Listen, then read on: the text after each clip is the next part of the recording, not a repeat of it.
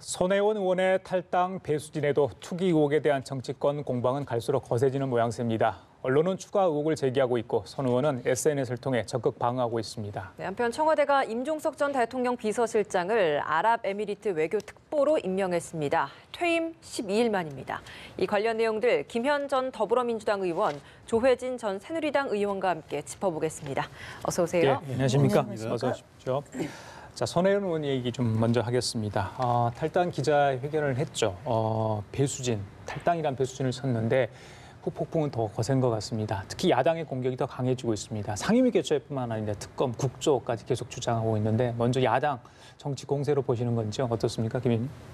정치 공세이죠. 예. 그리고 지금 특검하고 국정조사를 얘기하는데 오늘 아마 그 손혜원 의원과 관련해서 자유한국당 의원들이 TF를 하나 구성을 했고 목포 현지를 내려가는 것 같습니다. 예. 그래서 목포 시장을 만나서 의견을 듣고 그다음에 역사문화 거리 및 도시재생 뉴딜 사업 일대를 시찰한다 이렇게 되어 있습니다. 맞습니다. 예. 그러면 땅 투기한 지역을 항의 방문해서 뭘 밝혀내겠다 이게 아니라 뉴딜 사업 일대를 시찰한다라는 점에서 놓고 보더라도 예.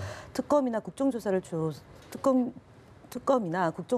주장할 것이 아니고 사실관계부터 바로 좀 파악한 뒤에 거기서 문제가 된다라면 또 주장이 나아가면 되는데 지금 자유한국당의 특검 주장은 사실은 경찰이나 검찰이 수사가 미온적이거나 아니면 권력이 개입돼서 사안이 발생했을 경우에 주장하는 내용인데 전혀 없지 않습니까? 그리고 대통령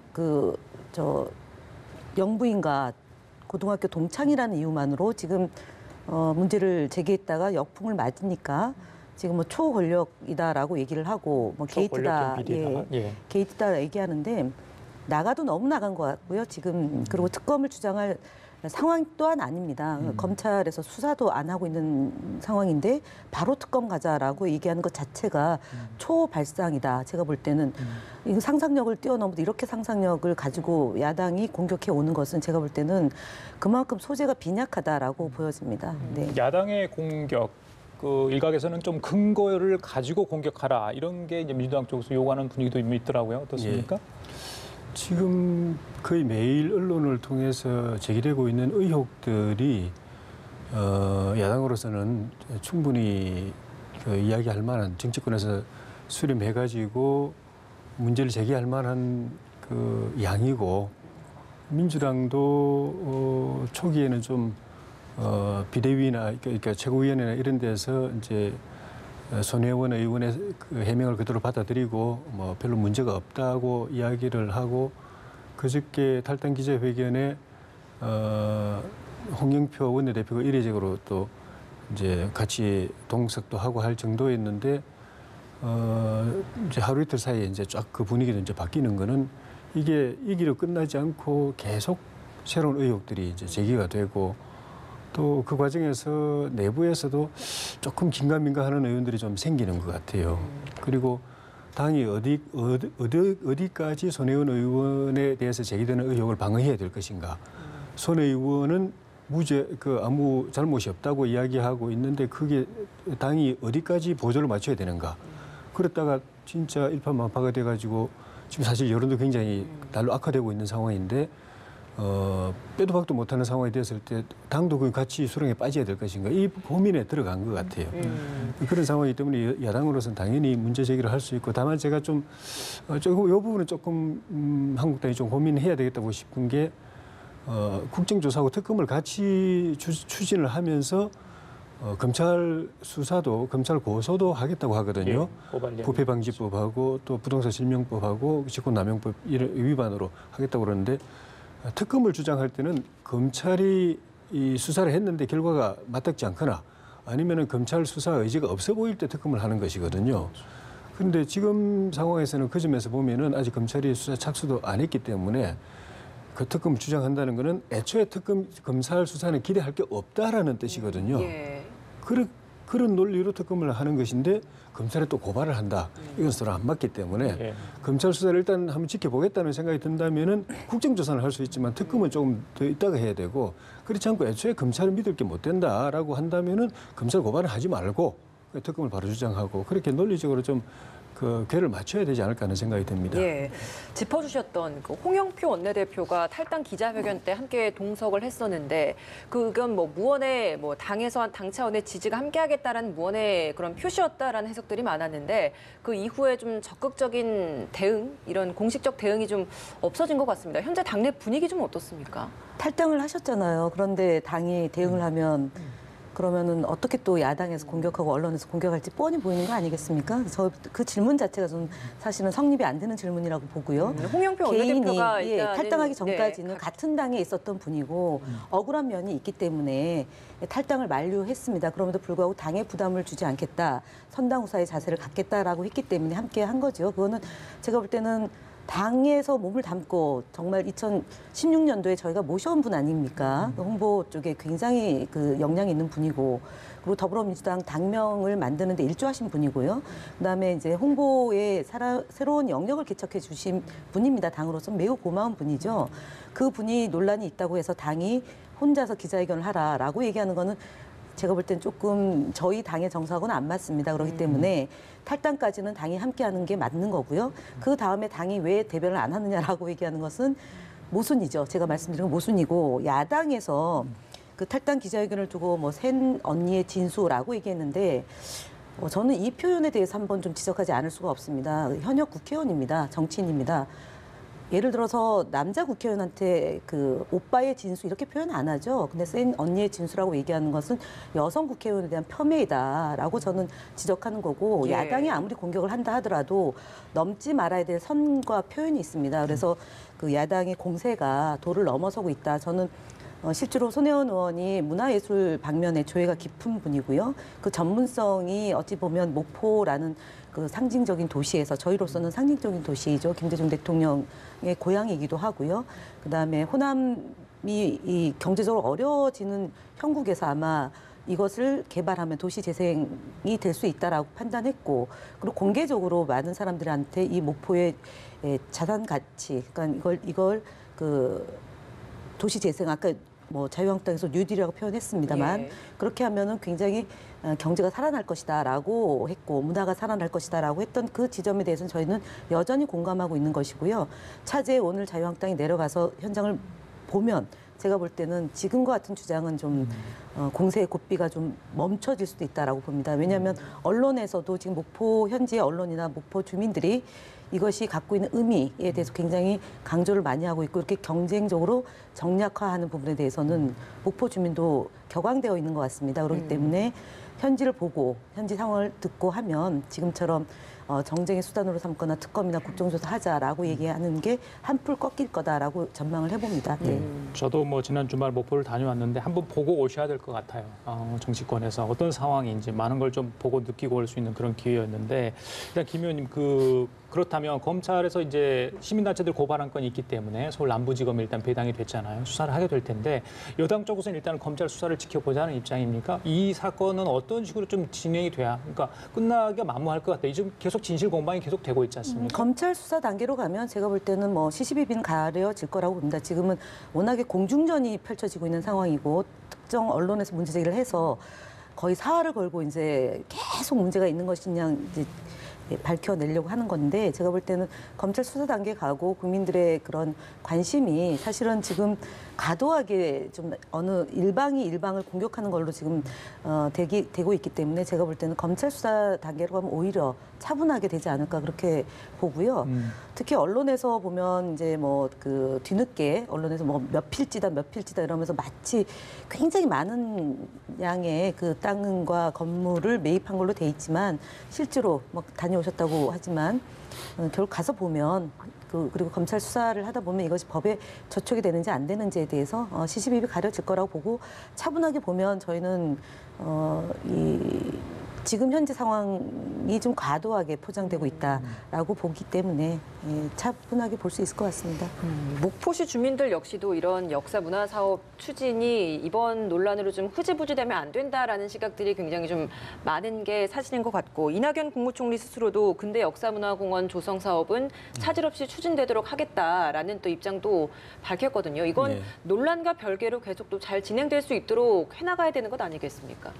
그 두 가지 쟁점이 있는 것 같은데요. 하나는 이 사업의 취지가 옳다고 이제 전제를 하고 그래가지고 이제 국비와 지방비를 투자하고 또 사회적 재원을 투자해가지고 사업을 발전시켰을 때 그 주민들의 기대는 그걸로 인해서 우리 동네가 더 발전하고 새로워지고 또 그 이익이 그 오랫동안 그 지역을 지켜왔던 굉장히 어려운 그 여건임에도 불구하고 그 고장을 지켜왔던 주민들에게 돌아가는 것 그것인데 이제 이렇게 사업 취지를 둘러싸고 이제 논란들이 되고 또 그래 되면은 정부나 지자체 지원도 또 어떻게 될지 불투명해지고 설령 잘 된다고 하더라도 이번 이 사건 과정에서 주민들이 이제 새롭게 알게 된 게 그 사이에 이 지역에 저기 집이라든가 이런 부동산들이 한 20% 이상이 외지인들이 이미 다 사버렸다. 예. 그것도 노른자위 개발의 중심 지역이 그렇게 되어버렸다. 그리고 앞으로도 계속 그 외지인들의 매입이 늘어나고 있다. 그래서 이 지역이 더 이렇게 투자해가지고 개발되고 지역 가치가 높아졌을 때 그 이익이 그 사람들에게 갈 가능성이 많다라는 점하고 또 더 가치가 높아지면은 현지 주민들은 거기서 못 살 수도 있다. 흔히 말하는 이제 전문용어로 젠트리피케이션이라는 예, 것이 늘 문제가 되는데 이미 그 지역에서 한 30년 가까이 임대를 해서 세탁소를 운영했던 장애인이 집이 팔려 외지인에 의해서 팔려 나가는 바람에 그 집에서 나갔거든요. 예. 또 다른 그 업소도 그렇게 됐다고 돼 있고 이것이 이제 지역 주민들한테 이제 고민이 점점 되고 있어서 다른 개발 지역도 똑같은 이런 문제가 제기되는 그 이슈인데 이 문제를 또 어떻게 할 것인가 지역 주민들에게 돌아가는 사업이 되게 하려면 어떻게 할 것인가 하는 부분이고 또 하나 이제 약간 이제 좀 이렇게 본질하고 약간 벗어난 것일 수도 있는데 그 손혜원 의원도 그 적산가옥을 산 이유가 나도 적산가옥에서 살았다. 그리고 적산가옥에 대한 애정이 있다. 그랬는데 적산가옥이라는 것이 일본인들이 지어서 살다가 간 집들이거든요. 그게 아직까지도 철거가 안 돼 그대로 남아 있어서 세월이 흐르니까 문화적 가치가 있다. 이렇게 된 건데 그 지금 그 사업 지역의 다수가 말하자면 일제강점기 때 유적들이거든요. 한편에서는 우리가 일제 청산을 그렇게 강하게 밀어붙이면서 적산가옥이라는 이런 일본인들이 살다가 물려주고 난 그 집과 거리를 우리 돈으로 다시 투자해가지고 보존하고 명물로 만든다. 이 부분에 대해서 일부에서도 문제 제기가 있어요. 이게 서로 맞는 사업이냐 이게. 예. 그래서 이 논란도 그 정부로서는 좀 고민해야 될 부분 아닌가. 정부의 그 일제 잔재 청산이라는 이 중요한 사업하고 일제의 그 강점기 때 그때는 잘 나가던 시절이었으니까 지금은 보면 폐허죠.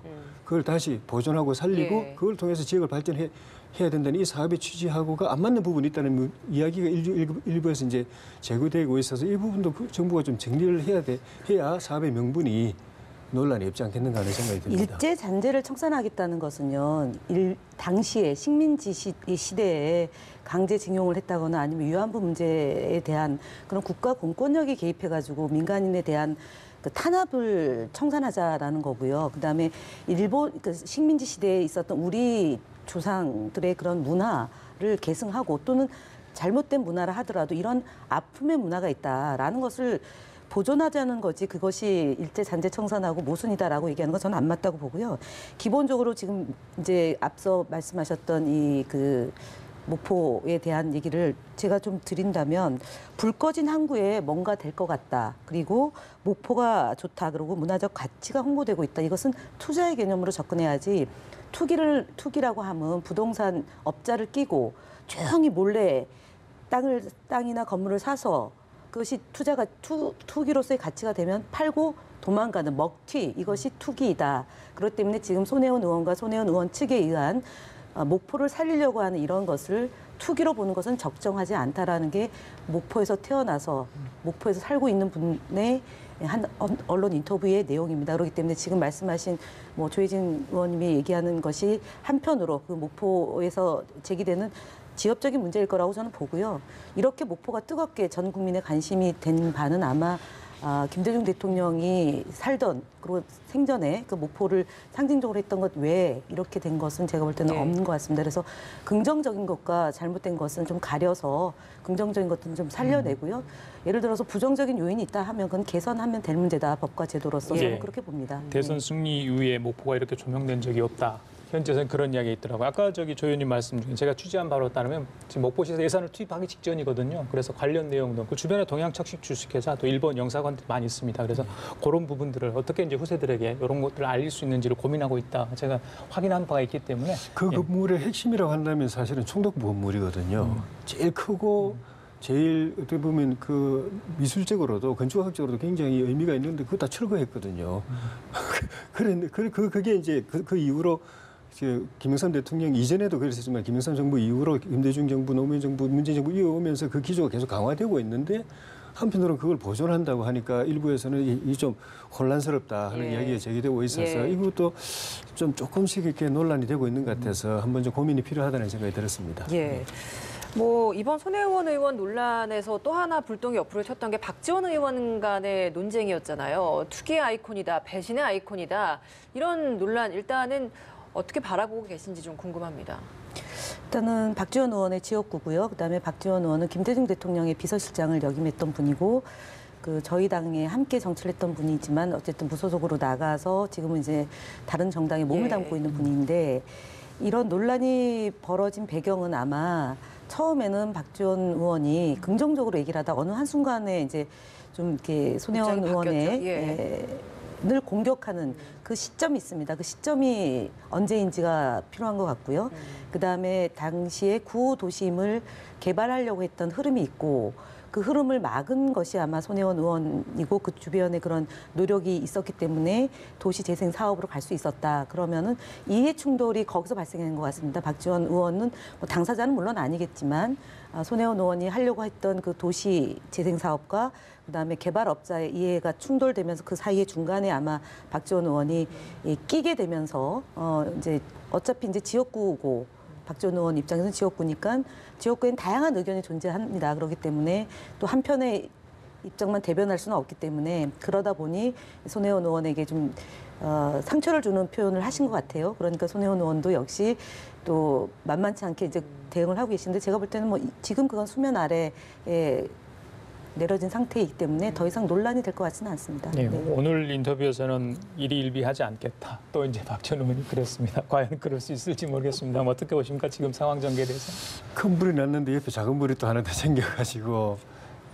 좀 불구경이 된 셈인데 일단 바라보는 국민들이 볼 때는 일단 진흙탕 싸움 비슷하게 되는 것 같아요. 같은 또 뿌리가 같은 민주당의 의원들이고 또 중진 원로 의원이고 또 초선 의원하고 이렇게 다투는 것이 또 그 과정이 보면은 좀 전에 말씀드렸지만 박지원 의원이 처음에는 손혜원 의원 그 결백하다, 투기 아니다, 믿는다 이렇게 됐다가 손 의원이 갑자기 이제 본인 검찰 수사 이야기 나오니까 그 지역에 또 고층 아파트 세우려고 하는 사업과 관련해서 박지원 의원도 같이 수사를 받았으면 좋겠다.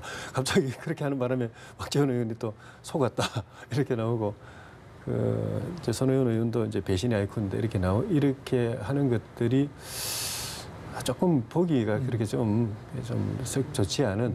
뭐 그러니까 그 불구경 하는 사람들이 좋습니다. 뭐 이렇게 인터넷 들어가 보면은 마포에 손혜원, 목포에 박지원, 양포 대전 드디어 이제 제대로 한번 붙었다고 한번 해봐라 이런 이제 제3자들 그러니까 그 재미삼아 보는 사람들이 그렇게 이야기하는데 별로 좋지 않아 보이고 사실 국민들이 진짜로 관심 갖고 목포의 주민들이 관심 갖고 있는 핵심적인 부분에 대해서 신실 규명이 제대로 이루어지고 의혹이 해소되는 쪽으로 좀 논란이 제기돼야 그게 좀 생산적일 것 같습니다. 알겠습니다. 자, 청와대 얘기 잠깐 할게요. 문재인 대통령이 임종석 전 대통령 비서실장과 한병도 전 정무수석을 각각 아랍에미리트와 이라크 대통령 외교 특보로 위촉을 했습니다. 지난번에 이제 청와대를 나간 지 12일 만에 결정을 한 건데요.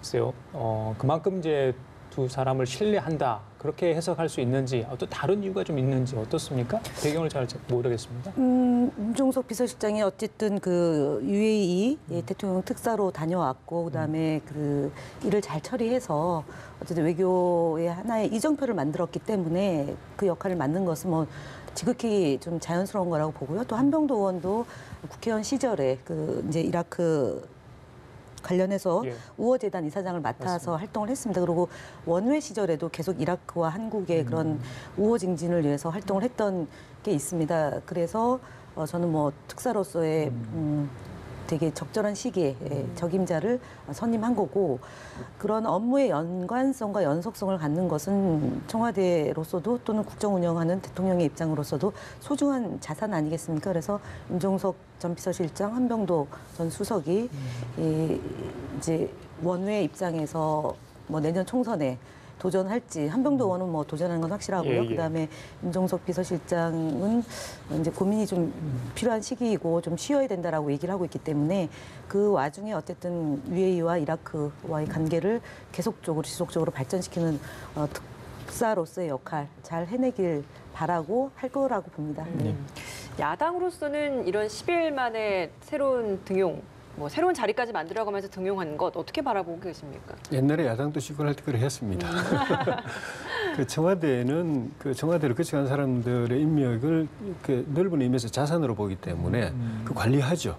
특히 이제 그 이명박 정부 때도 그렇고 그 전도 그렇고 수석 비서실장 한 분들을 얼마 지나지 않아서 특보로 대개 이제 특보 특보 명칭이 그때도 있었는데 과거에도 있었군요. 그래가지고 사례들이. 그 별관에서 회의도 하고 또 사무실도 내주고 그렇게 이제 한 것이 그분들의 그 청와대 근무 경험이 굉장한 자산이고 또 대통령으로서는 계속 활용하고 싶어하는 부분이고 그러니까 자산 관리의 측면도 있고 또 이슈의 관리의 측면도 있죠. 그분들이 다뤘던 이슈가 완전 해결이 안 된 상황에서는 계속 좀 이렇게 팔로우업을 해주기를 바라는 그런 마음도 있기 때문에 전 정부 때도 그렇게 해왔고 다만 임종석 실장은 이제 12일 만이니까 좀 빠르다 하는 그런 이야기는 있는 것 같은데 그만큼 대통령이 믿으시고 또 가까이 뭐 이런저런 이유로 해서 이제 그 지금 내놨지만은 연결고리를 가지고 언제든지 필요한 이야기를 와서 할 수 있고 또 대통령이 물어볼 수도 있는 그런 이제 연결고리를 만들어둔다 그런 의미로서 보직을 한 것 같습니다.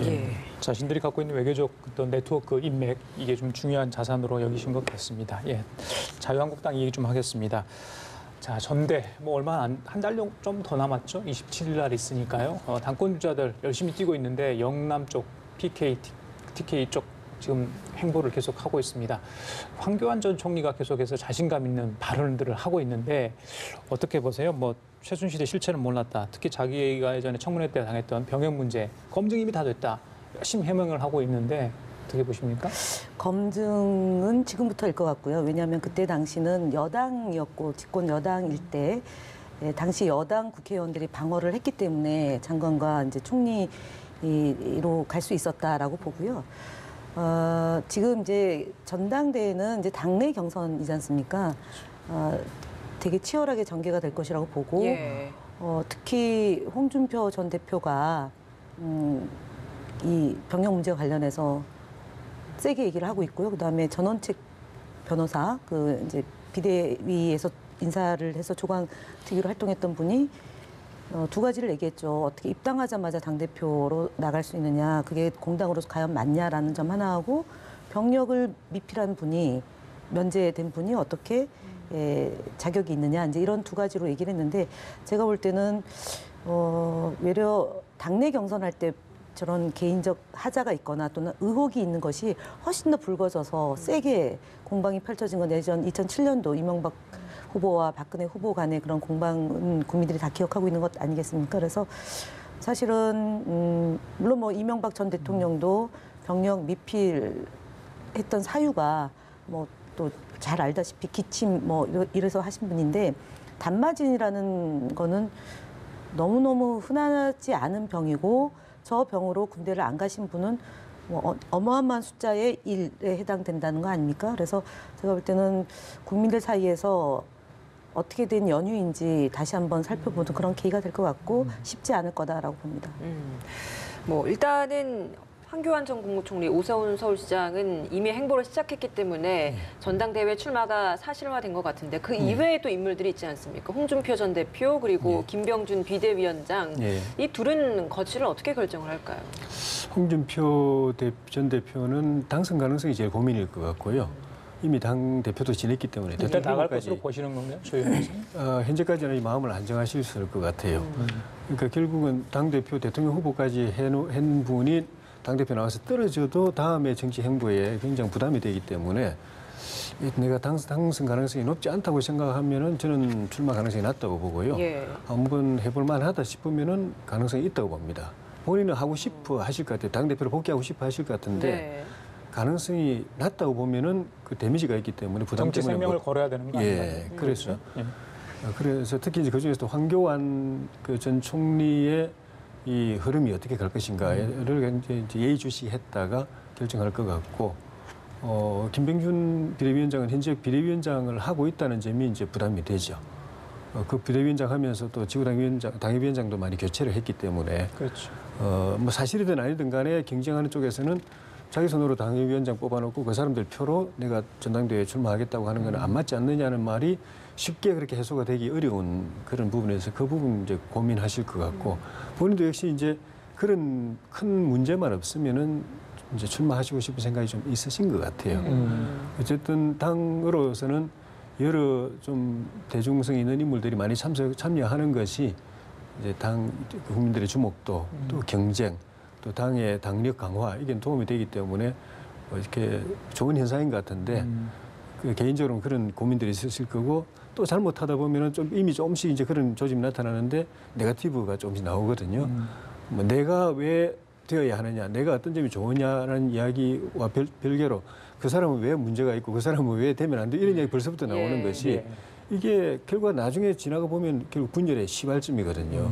이 사람 이야기하면 상대방도 자극받고 또 이야기하고 그 에스컬레이터 돼가지고 서로 감정 싸움이 되고 나중에는 결국 진흙탕 싸움이 되고 나서도 그 실질적으로 승복이 안 되는 분위기가 되고, 그게 당 분열에 이제 씨앗을 뿌리는 것이 돼서 그렇게 안 됐으면 하는 그런 바람이 있고, 특히 이제 황교안 총리 같은 게 개인적으로는 당 내 그 지지 기반은 그런 나름대로 있다고 보여지기 때문에 외연을 넓히는 쪽으로 해야 당의 기여가 될 텐데, 지역적으로도 영남보다는 수도권, 호남, 충청 이런 쪽, 계층적으로도 젊은 층, 또 서민층, 또 중도층 예. 이런 쪽으로 좀 외연을 넓힌 작업을 좀 했으면 싶은데, 첫 방문지가 영남이라는 것이 물론 뭐 상징적으로 한번 그렇게 하고 그다음부터는 이제 외연 넓히기 쪽으로 간다면 괜찮은데, 계속 그런 쪽으로 가면은 당의 외연 확장에 크게 도움 안 되고 그냥 흔히 말하는 집토끼만 가지고 하는 일이 될 수도 있을 것 같아서 그런 부분에 대해서 당의 당원들 입장에서 볼 때는 외연 확대에 좀 기여했으면 하는 그런 기대가 있을 것 같습니다. 그래서 개인적으로 누구와 싸움 붙이기 별로 좋았지 않은데요. 여당 쪽에서는 어떤 후보가 제1야당의 대표가 됐으면 좋겠는데, 이해찬 대표는 누구하고 맞상대를 해야 좋습니까? 글쎄 뭐 그런 계산은 아직은 안 하고 있고요. 지금 이제 시작이니까 진행 상황을 조금 더 봐야 되겠죠. 네. 알겠습니다. 하나만 더 여쭤볼게요. 유시민 노무현재단 이사장, 대선 주자 여론조사에서 자기 이름 빼달라, 그걸 언론사에 이제 좀 부탁을 해서 좀 빼달라 이렇게 하는데, 그게 가능한 일입니까? 어떻게 보세요? 법적으로 강제할 방법은 없을 겁니다. 예. 그냥 그 여론조사 기관에서는 국민 관심 갖고 있는 뭐 소재를 가지고 하게 돼 있으니까, 근데 참고는 할 수가 있겠죠. 근데 그렇게까지 하는 거 보면 유시민 전 장관이 일단은 적어도 이 시점까지는 그 문제 때문에 내가 피곤한 게 싫다, 시달리는 게 싫다, 거기에 신경 쓰기 싫다, 이 뜻은 확실한 것 같아요. 예. 다만 이제 시간이 흐르고 대선이 3년 남았으니까 나중에 가서 그때 가서는 또 입장이 어떻게 바뀔지 모르겠는데, 그때는 적어도 이 달라지죠. 시점에서는 그 빼달라는 게 진심인 것 같아요. 예. 의원님 네, 어떠세요? 저도 뭐 본인의 의지를 보다 확고히 하겠다라는 것이고, 그것을 이제 국민을 보내서 판단을 한다 그러니까 지켜보겠지만, 안 하겠다고 하는 사람을 굳이 넣어가지고 이렇게 도마에 올려놓고 계속 뭐 이렇게 하는 것 자체가 본인으로서는 맞닿지 않다라고 하는 것의 의지의 표현인가 아닌가 싶습니다. 그래요. 알겠습니다. 그만큼 여유가 많은 것도 같아요. 그러니까 세계 이름 넣어달라는 사람들도 굉장히 많거든요. 1%가 나와도 좋으니까 넣어달라는 사람도 많은데 빼달라고 아래쪽에 하니까. 있다면 별로 신경도 안 쓸 것 같은데. 알겠습니다. 지금까지 김현철 더불어민주당 의원, 조혜진 전 새누리당 의원 두 분과 함께 얘기 나눠봤습니다. 감사합니다. 고맙습니다. 고맙습니다.